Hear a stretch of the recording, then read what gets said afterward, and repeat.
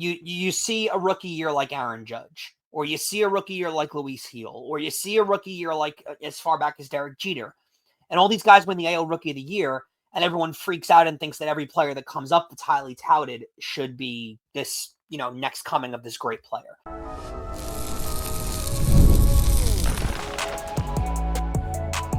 You are Locked On Yankees, your daily New York Yankees podcast. Part of the Locked On Podcast Network, your team every day. Welcome to Locked On Yankees, which is part of the Locked On Podcast Network, your team every day. Thank you for making us your first listen every day. I'm Stacey Gotsulias, and I'm joined by my co-host, Brian McKeon. Brian, happy Thursday. Yeah, let's complain about ABS, shall we? Not yet. Before we get started, don't forget, subscribe to Locked On Yankees on whichever podcasting platform you prefer. Subscribe to our channel on YouTube, like our videos, hit the bell so you're notified when our videos go live. On today's show, yes, Max Scherzer has an issue with ABS, and other people do too. And we're going to talk about that in segment 3 because I think some people aren't understanding what ABS actually is. So we're going to discuss that. In segment 2, we're going to discuss how the Yankees did on Wednesday in their spring training game. There were some performances that we need to highlight. And I'm just going to talk about what it was like watching a game on Yes with the sun shining here and the sun shining there and how it made me feel all happy and warm. But first, Anthony Volpe is looking to build on the finish to his 2024 in 2025, because if you recall, he had a pretty good showing throughout the playoffs, and it was something the Yankees needed from him. He's a player that I hope, if anything, Yankee fans learn a little bit of patience from when it comes to Jason Dominguez from what Anthony Volpe provided. Let's not forget also how young Anthony Volpe is at the same time. He's still young. he got called up at a very young age, one of their top prospects, one of the top prospects in all baseball. It takes a little bit of time. And as we've learned with young players, New York City can certainly swallow you up really quickly, especially when it comes to the fan bases. So you have to give these guys time. It can get very frustrating because you see a rookie year like Aaron Judge, or you see a rookie year like Luis Heel, or you see a rookie year like as far back as Derek Jeter, and all these guys win the AL Rookie of the Year, and everyone freaks out and thinks that every player that comes up that's highly touted should be this, next coming of this great player. And not everybody has the same trajectory. It's not the same for every player. From NFL standards, not everybody's Jaden Daniels. Some guys, it takes a bit. And you have to let it take a bit. Anthony Volpe, I think, throughout his career has been very flip-floppy, right? He has stretches of where he looks like he could be the next shortstop for the next 15 years. And then he has stretches where he looks lost. And I think that's expected out of a young player. I think at a young player that's developing his game and learning really, quite frankly, how to play baseball at the major league level, that's expected to be back and forth, to be flip-floppy, to kind of be figuring out himself. Let's also remember, too, he's not just figuring himself out as a baseball player, Stacey. He's figuring himself out as a man, as an adult, as a person. He's paying taxes for the first time, for God's sake. So he's doing a lot of these things in life that he's probably living on his own in New York City. I know he has an apartment right by Central Park. He's paying bills. He's doing all these things that a young kid does in life, probably trying to figure out a dating life. Like, there's a lot of things going on. Also, he was thrown into celebrity and forced to move from Scranton, Wilkes-Barre to New York City at a very young age. There's a lot going on in the kid's life. You got to let him try and figure it out. And some guys handle it graciously, right? Like Derek Jeter, thrown right in and figures it out, and boom. Now, Aaron Judge had years of college and years of he was a little older when I called up. So it gave him a little more time to warm up to the scene of being a professional athlete. But not every player has that luxury. And, Anthony Volpe being really young is great, but not everybody is Tatis, who runs through the minor leagues, or Juan Soto, who runs through the minor leagues, is a major leaguer immediately, and kind of figures it out seamlessly in the rookie year. Not everybody is that. So you got to give these guys time. And like you said, he played really well in the American League Championship Series, played really well in the Division Series, but going into the postseason, he was struggling. So it's very back and forth with Volpe. We're just looking for him to put up some consistency. And towards the bottom of this lineup, or if he gets spots at the top of the lineup this year, he could really be a difference in this team and how this lineup turns over in every game.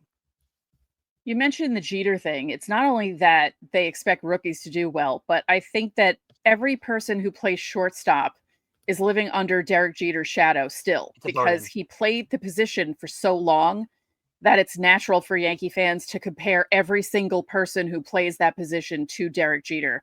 And I'll give Volpe credit. He won a gold glove in his rookie season, after struggling Yeah. for a start of the year, and everyone was talking crap about his fielding. Yeah. His fielding wound up being awesome. And Yeah. I'll say this too, that there was an interview. We should actually do this in an upcoming show, but there was D.D. Gregorius has been doing a lot of like press and back in the media and stuff. He's back from the Dubai League and he's been at camp for the Yankees, and he was in a podcast recently. And he basically talked about the burden of what it was like to be the shortstop following Derek Jeter. And I think he had it a little bit worse than Volpe just because. Oh, God, yeah. Because it was immediately after. Yeah. Yeah. And if you remember, I mean, his first 2 months as a Yankee were as bad as any new Yankees ever had, because he was getting booed in his first at bat. I mean, and which is extremely unfair because someone had to be the shortstop following. Derek Jeter wasn't going to play forever. You had to have someone follow it. So it wasn't fair to D.D. Gregorius. But, D.D. Gregorius had a little bit of an advantage that Anthony Volpe doesn't have. Is while he had to directly follow Derek Jeter, that's not an advantage at all. But D.D. Gregorius wasn't playing on the Yankees when the expectation was a World Series. Now, I know the Yankees love to hold that World Series or bust thing, but no one thought the 2015, 16, 17 Yankees were winning a World Series. Until the 2017 Yankees won the wild card game, no one thought they were winning the World Series. Right, yeah. Whereas Anthony Volpe, since he's been called up, the team has had World Series expectations. Literally go out there and win the championship every single year. That's not easy either. And I think going to the Jeter point, Stacey, being a Yankee shortstop playing in the postseason when World Series expectations are at the helm, Yankee fans just naturally expect the Yankee shortstop to be one of the main contributors on that team. They just do. And, that's not how every team has to win a World Series. Not every team wins a World Series with elite shortstop play. But, Stacey, Yankee fans expect that. And whether it's fair or not is a different argument. But, having to follow in the next decade plus after Derek Jeter is certainly not an easy task for a young kid. And it also isn't easy to follow Didi because he had big playoff moments too as the Yankee shortstop. Huge. And power moments too. Like, Didi Gregorius should be really commended on how he recovered from starting from he was a Yankee for 5-6 years and he was a really good Yankee. Really good Yankee. Like, he had a lot of really great moments. He had that one year where he had like 35 homers. He was a really good Yankee. I will say this though, another player, just as a side note in the middle of the Volpe stuff, another player that Brian Cashman let walk at the exact perfect time when Yankee fans were killing him for not bringing him back, and Cashman made the right move. Mm-hmm. I just like pointing that out because we certainly give Cashman some crap on the show, but tons of Yankee fans kill Cashman for bad moves that he's made and completely disregard the good moves he made. He let Didi Gregorius walk when every Yankee fan was like, how do you let him walk? He's awesome. And he was awful when he went to Philadelphia. He let Didi Gregorius walk at the exact. He knew Didi was done. No one gets credit for that. But, back to the Volpe stuff, it's certainly not easy to follow as a Yankee shortstop when the expectations are winning. It's just not. Yeah. I just like that. I know he's very up and down, but his flashes of greatness are really good. Yeah. Because it's all around. It's the base running. It's the hitting. It's not just power. It's the getting on base. It's being pesky at the plate. And I think that there's a way for him to get it all together or pull it all together. That's the phrase I'm looking for. And it's going to be fun to watch because, as you said, he's still young. He's still really young. 23? And still finding his way in the majors. And I think that he's 23 years old. That's so young. Really. And the crazy thing about it too is when you look at him at the plate, I think there's a lot of potential too because we've seen the power. He clearly has the ability to put the ball in the gaps. He has the speed to put pressure on the defense. But ultimately, what we've seen out of Anthony Volpe, once his bat gets going, his eye starts to click in a little more too. When he's off, he starts swinging at everything. He's flailing a little bit. He's out in his front foot. He's really not there. When he's on, though, his power is there. He can put the ball in the gaps. His speed puts pressure on the defense at all times, but also his eye starts to come into function too. And he starts to become a better hitter. He starts taking better pitches. He starts not chasing things. So when he gets it all clicking, you see the flashes of a really, really, really good player potentially. Again, it just sometimes takes time. And be lucky that this is a 23-year-old who's not trying to figure out the field. Like, he's got that taken care of. The fielding is great. He's not also trying to figure out the field. I think that's one of the things that, wound up hurting Gleyber Torres is he was a younger player that got called up and he had the hitting figured out at first, but the fielding wasn't figured out. And Yankee fans killed him for that. And then when the hitting started to struggle and the fielding was still struggling, it sort of compounded on top of each other. Yankee fans obviously don't help, but it starts compounding on top of each other. And then the guy just becomes a shell of the player that he has the potential of being. But, if a player like Anthony Volpe, who I think it helps that he grew up in the New York market, he's around a lot of really good veteran presence, and he really hasn't had bad fielding moments at all in the major leagues. You combine that, it gives him more time to just figure out stuff at the plate. Again, the potential is there. It's just now this year, it's about seeing it all happen for months and months at a time. If he could start to roll like that, you could see a really promising player in the middle of this lineup. Right. Every player goes through slumps, but we'd like for his slumps to be not as long. Fewer. Yeah. That's all. Yeah. And if you see that, Stacey, towards the bottom of this lineup, whether he's at the top or the bottom, he becomes such a dynamic player in this lineup. He really does, especially with his speed. You saw it towards the playoffs. They started to run a little bit more. If they're going to start implementing that a little more, Anthony Volpe could easily steal 20 to 30 bases this year. Yep. Don't forget, subscribe to the channel, hit the like button on our videos, hit the notification so you know when our videos go up. You can also join the Locked On Yankees Insiders Club. The link is in the description. You'll get texts from us. You can text us questions, comments about the shows, reactions to trades and signings. We send out lineups during the season, roster moves, and breaking news so you don't have to check social media. There's a 14-day free trial. Coming up, Will Warren looked good on Wednesday against the Cardinals. We'll talk about it next.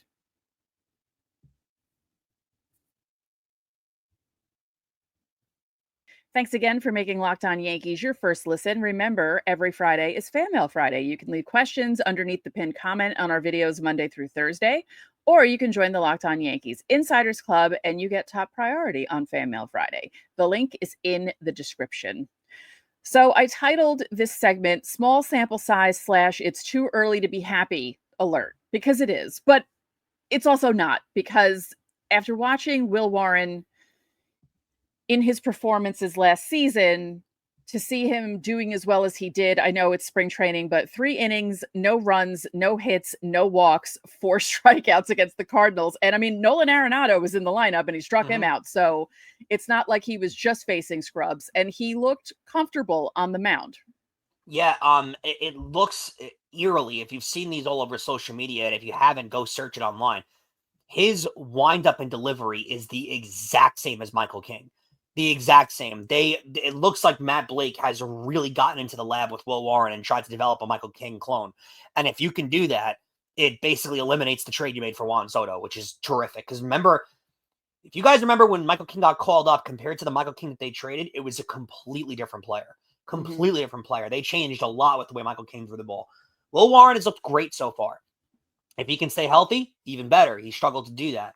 I will say this in the middle of all this too, because you did mention his name, and I want to put this to bed really quickly. Nolan Arenado being at the spring training game and playing in the lineup means absolutely 0, nothing, zilch of him becoming a Yankee or not. Can we not? I don't know if you saw, Stacey, but all over the internet today, it was Nolan Arenado playing in the spring training game. Does he want to be around the Yankees a little more? No, it means nothing. He wants that getting at bats. Yeah. Yes. Stop. That was circling around the internet today. Stop it. That has nothing to do with anything. But yeah, Will Warren looked awesome. It's tough, and I agree with you. It's tough to start to freak out about really good spring training performances, specifically with the Yankees, I feel like, because we've gone over this before. There's been so many examples of players on the Yankees who through spring training look awesome. You're like, this guy could have a monster year and then barely plays half the year. And you're like, well, what happened there? Again, the prime example is Greg Bird, who hit like 600 every spring training and then wound up getting hurt before opening day. And then he was done. He was out till July. So it is tough to see a guy performing really well. You've also seen guys in spring training perform absolutely horrendous and then also hit the ground running as soon as the season starts. Right. I really think for a lot of major leaguers, spring training is about getting back to feeling like yourself, getting into a baseball mode and getting ready to go. But you can't certainly you can't sniff at you can't put your nose down to really bad really good performances either. And Will Warren has certainly been one of those guys. Yeah, it was encouraging. The Yankees actually no-hit the Cardinals into the 6th inning, the combo of pitchers that they had. Dom Smith hit a home run, and he nearly hit a second one, almost to the exact same spot. The guy had to catch it, like, literally against the wall, because I thought I was seeing a replay of the home run that they had already showed a replay of, and I thought they were showing another replay, and then I realized it was him actually hitting the ball again. He's got 2 now in the spring, by the way. Yeah, Smith, yeah, 2 home runs in 3 games that he's played so far. Again, he's trying to make a case. it's the spring training. I'm trying to get a job performance from Dom Smith. He's doing a pretty good job at it, though. You got to give him that. Yeah, the 3rd inning, the Yankees opened up the scoring. Dominguez had an RBI single. Bellinger had an RBI single. Goldschmidt had an RBI single. Wells had an RBI double. And then Andrew Velasquez, remember him? Squid. Yeah, he's playing again with the Yankees. He added an RBI single later in the game to make it 7-0. And it was so funny because Bob Lorenz literally said, here's Andrew Velasquez with an RBI opportunity. The next second, first pitch, he hits a single to right field. I love when that happens. So you were able to watch this game. I watch every Yankee game during the regular season, but I will be fully honest with you. I have no motivation to watch spring training games. And I'll say that as a Yankee. I was semi-paying attention. Okay, good. I'm glad you're on the same page. I will say that as a full-time Yankee podcast, TV, whatever you want to call this, host, I don't care about spring training. I get excited the first couple games, and after that, it just bores the hell out of me. Like I said in the intro, the weather was nice here in New York. You know, it was in the 50s. Oh, it was crack sunny. a window. Yeah. I had the window open when I was on my Peloton bike. It was great. I was like, oh, yes, spring is coming. And I then agree with you. Yeah, and then watching the game and seeing how nice and sunny it is there and how warm it is, I just felt I had a warm feeling. I'm like, wow, okay, baseball's really almost here. Like, that's what it was. I was like, wow, we're a month away from baseball. This is amazing. I'd agree with you. But on the flip side, I think spring training gets boring at a time. But I do have some questions for you because you were able to watch. Because I'm curious, I wasn't able to watch. Just some basic things. I'm gonna go off of what Yankee fans have been saying about the players so far through 4 games, and I want to see if you can agree with them, rebut them, whatever you want to call it. Jason Dominguez, did he drop any pop flies, tripping over himself? Did he run into the wall by accident? How did his fielding look? I know he had an RBI single. I didn't see any mishaps, but again, I was half paying attention, half not. They were talking about it on the broadcast, but when he was up, like, so there were no mishaps. Also, because it would have been all over social media. Yeah, nothing really. No, nothing. I don't even think. I'm trying to think because the Cardinals didn't even. Let's see, like, they didn't get a hit till the 6th. They weren't really making a lot of contact either. So I'm trying to even think about balls that went that way. You know, because I wasn't even thinking, oh, I have to watch Dominguez to see how he's doing, because I know everyone's going to be all up in his grill if he doesn't do anything. But then that one's a check. So Dominguez was okay. He's not the worst left fielder of all time. Good. Right. Cody Bellinger, no one's given any problems to yet, so I'll skip that one. Paul Goldschmidt, everybody is saying that he's washed. He can't play anymore. They're gonna have to go after another first baseman already. People have him off the team. RBI single looked good, I'm assuming, right? Didn't look old or washed or anything like that. No, he's actually the couple times I've watched him, he's made good contact. Yeah, I've liked what I've seen out of him at spring training. So another check mark. Austin Wells coming into the year, wasn't catching immediately. He's injured. Oh God, the sky is falling. RBI double. He looked good too. He did look good, yes. I just want to make sure that we're all, now all those rumors of the Yankees are terrible and awful can now. We got to stop losing our minds over spring training games. We just have to. It's great to watch and to find these positive stories that come out of it. But just as much as you can't freak out over a positive, you also can't freak out over a negative. All right, coming up, Blue Jays starter Max Scherzer isn't a big fan of ABS. We'll tell you what he said next.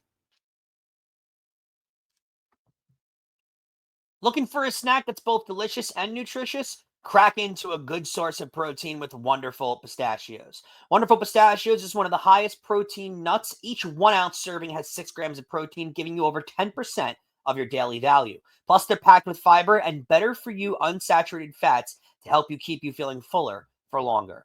Personally, I love the no shells variety. It's the perfect grab and go snack for busy days. Whether I'm snacking at my desk on a road trip or I just need a quick protein boost, they're always my go-to. And if you love cracking open every shell for that satisfying crunch, the in-shell options are a classic favorite as well.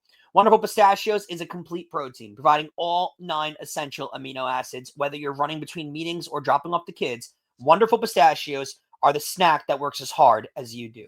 So get snacking and get cracking with the snack that packs a protein punch. Visit wonderfulpistachios.com to learn more. Stacey, Max Scherzer's angry, and I guess we listen because when a Hall of Fame pitcher complains about something, it's a story. I just full disclosure before we get into it, I find this story insane.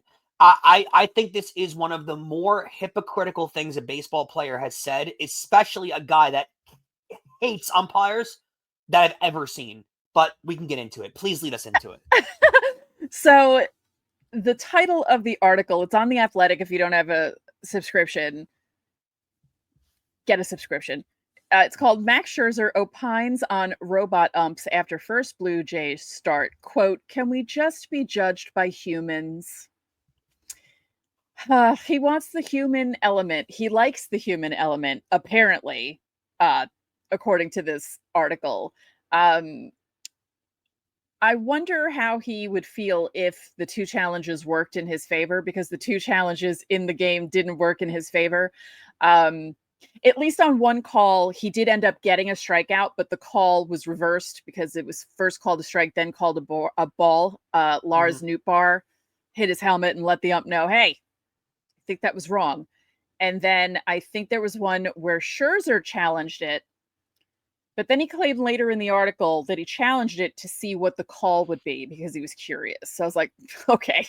Which is a weird reasoning. I don't think that's not in the spirit of the rule, I don't think. And then it didn't work because he lost the challenge. So the Blue Jays were done with their challenges after 2. And I think the Nootbaar thing happened like 11 pitches into the game.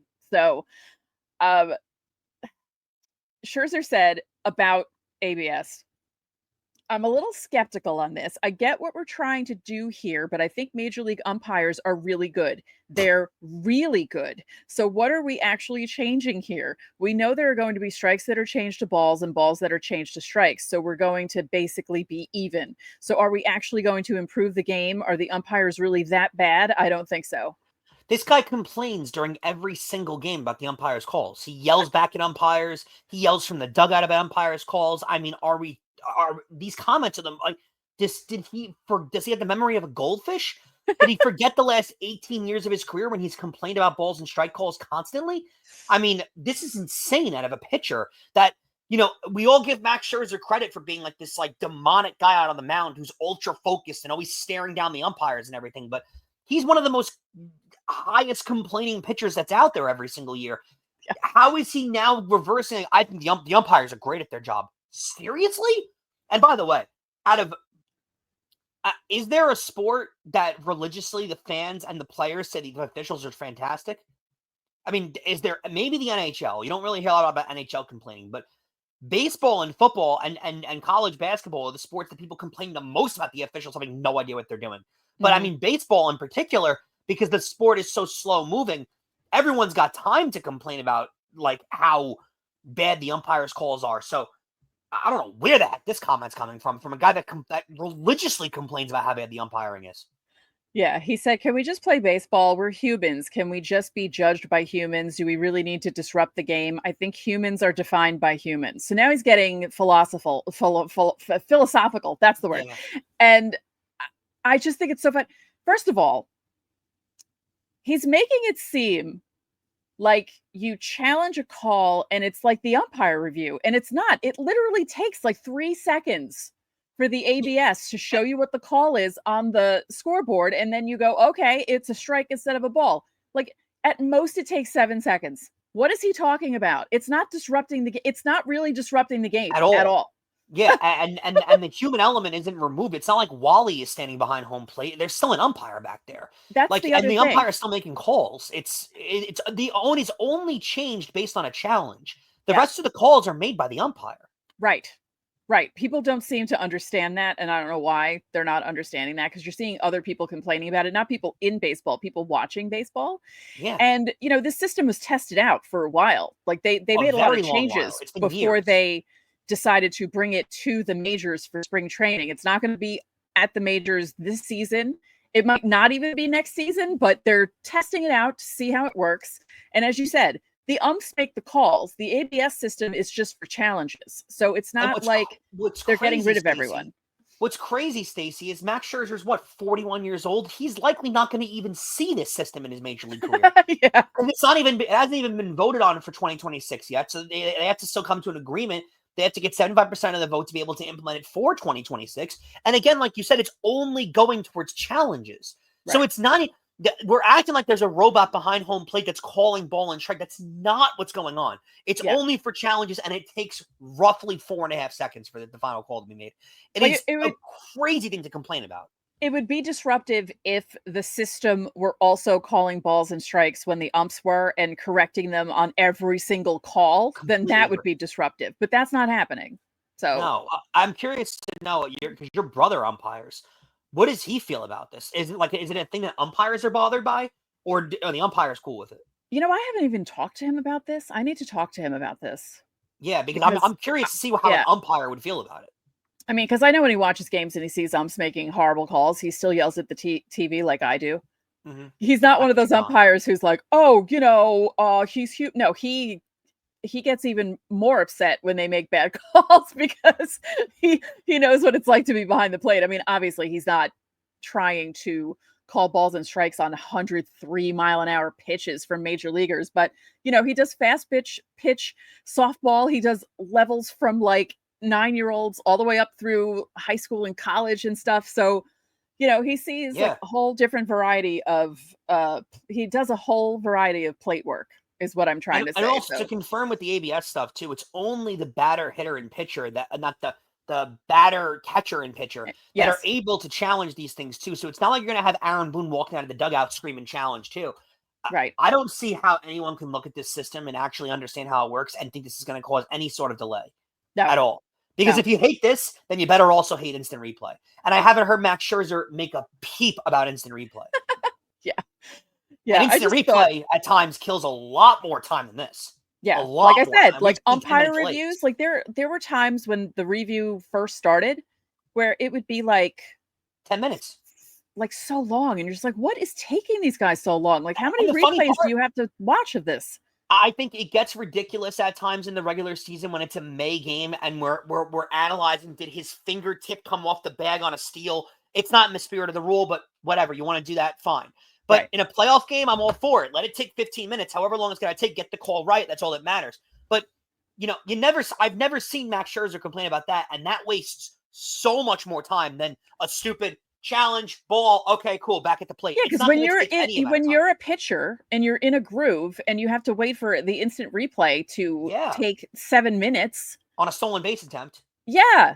So it's just silly, Max Scherzer. He's just complaining to complain. And I just think the whole funny thing is can we just be judged by humans? Max, we're judged by humans every day. I'd urge some of the Yankee reporters out there. I'll ask one of my friends that's going to be down there soon. I haven't heard any Yankee players been asked about this. I want to know what Garrett Cole thinks about it. I do. Well, they haven't experienced it yet, because the starters, I think they're going to be starting to throw this weekend, because none of them have even really. I'm interested to hear what he has to say about it, because he give Garrett Cole credit. I mean, his press conferences do wind up being sort of weird at times because just the way he talks, but he does give very heartfelt, honest answers more often than not. So, I am very interested to hear what Garrett Cole is going to think about this whole ABS system. You mentioned your friends. One of your friends got a nice job, right? Yeah, friend of the show. Let's mention it. Yeah. So Emmanuel Barbari, I I've known this for months, but I think it's really he was named the post-game host of the Yankees post games, and he'll be filling in for the radio broadcast whenever they need a fill in. I don't think there will be a lot of opportunities for that this year, but he'll be on the post game all year, which is a really cool opportunity. Justin Shackle moved on to bigger and better things in the industry, but I'm really happy for my friend. Emmanuel's one of my best friends in the world, and the fact that he gets to, I've known Emmanuel for a long time, and the fact that he gets to do Yankee post game on the radio every single day is a pretty unbelievable thing to get to do.